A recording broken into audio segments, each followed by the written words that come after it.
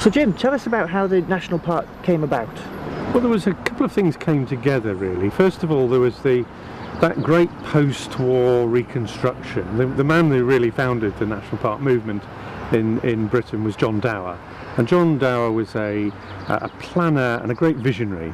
And he could see that as the nation needed to have more room for housing and industry and minerals and farming, so it too needed to protect its nature and its wild places.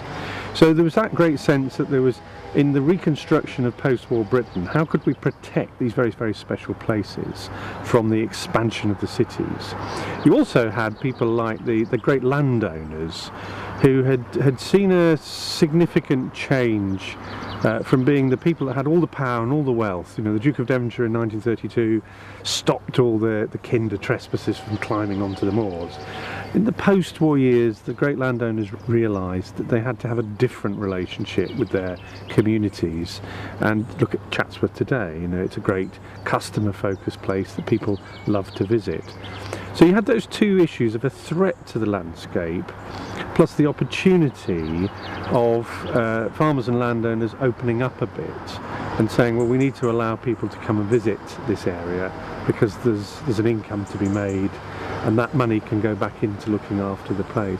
So there was these great forces that were symptomatic of the great social changes that were happening in Britain. Let's be honest, national parks were created at the same time as universal education, the NHS, the Town and Country Planning Act. Those great progressive bits of legislation that made post-war Britain the success that it is today. And the great thing is national parks were part of that. So tell me a bit more about the history of the park. Well, one of the things that's on my shoulders as chief executive here is the great legacy of achievements of the people who established the Peak District National Park in 1951, the great pioneers who established the first warden service, now our ranger service, the very first visitor centre at the old Nag's Head in Edale. Those great pioneers set up things that today are the core of what the national park does, providing those services to the visiting public, to the local farming community. And today I'm really conscious that what I have to do is to make my contribution to the next generation. And I think the biggest thing the national park has done has been the development of the Monsal Trail. I think it's been one of the most fantastic things we've done. When I first came here, there was a great debate about whether the railway should be opened between Matlock and Derby, and the conclusion then was that it was really not going to happen. And I felt that there was a real opportunity, and I was really pleased that we had some support from the Department of Transport. We spent quite a lot of money by our standards, £1.5 million, but what a fantastic return on that investment. I cycled the Monsal Trail the other day, and I counted over 300 people cycling the other way. Families, older people, groups. A really, really exciting thing. Not just cyclists, horse riders, people on mobility scooters, and of course walkers as well. Great success, great economic success too. But what we have to do, we've got to be thinking now, as we are here in the National Park, about what next. How do we make sure that you can come from Derby or Nottingham or Sheffield or Stoke or Manchester, and you can bring your bike, you can come by bus or by public transport, and then you can come straight out of that train or the bus onto a trails network. So we're really keen to open up the trails network to Matlock, so that you can cycle or walk or ride from Matlock all the way up to Bakewell, join the Monsal Trail, and then head all the way up to Buxton. Stay in your hotel in Buxton, and then you go back the next day.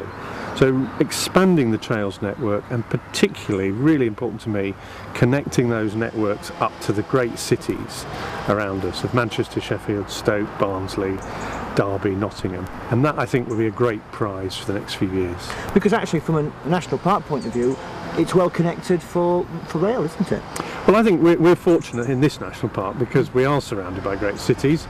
That's sometimes the hard work about the Peak District, but it's also the positive opportunity. And I think in an era where often, let's be honest, a lot more people have got a lot less money in their pockets. Perhaps running a car is rather an expensive thing. For young men in particular these days, owning and running a car is an expensive thing. But we mustn't stop those people from getting experience of the national park. So the bus network, the rail network, and the related network of cycling, walking trails is really important. And I think the great vision is that you can come out from Manchester or Stoke or Sheffield, experience the national park, and of course the great thing about it is it's low carbon, it's low impact on the community, but the other fantastic thing is cyclists and walkers will be spending more money, and that's really important, because that circle of putting something back into the national park, into the community, into the businesses and the people that live here all the time is really important. It's been great to see businesses like the cycle hire businesses at either end of the Monsal Trail creating jobs for local people, creating demand for local produce, and also supplying a fantastic service to the visitor. And I think there's a lot more potential. We're certainly going to be looking very hard at Millersdale, the station complex that we own, right in the heart of the Monsal Trail. We're very keen to develop that as a fantastic hub for visitors. And of course that's going to be difficult with the budget restrictions that the National Park has now. It is, and I think we could do one of two things as an organisation. I mean, our budgets are going to be cut over a 5 or 6 year period from about £8 million to about £5 million. That's about what's likely to happen. It's not what I would choose, but it's what I think is likely to happen. And in reality, we could roll over and say we're going to have to do a lot less, and life's just tough, and we're just going to retract and retract and retract. Or alternatively, we can say, well, actually, here's an opportunity. Here's an opportunity for us to sell our wares to the visiting public. Perhaps we can be a bit more commercial in some areas. We can trade a bit more in our visitor centres. Maybe we could even open some more. We could certainly benefit from the visiting public spending their money and contributing to the continued development of the national park. So I think you'll see the national park in the next few years trading a bit more, charging more for some services, offering more services to the visiting public, but paid for. Yeah. And of course, I'd love to be in a position to offer everything we do for free, and a lot of the services, like ranger services and the trails, will all remain a free service to people. But we will have to charge for more.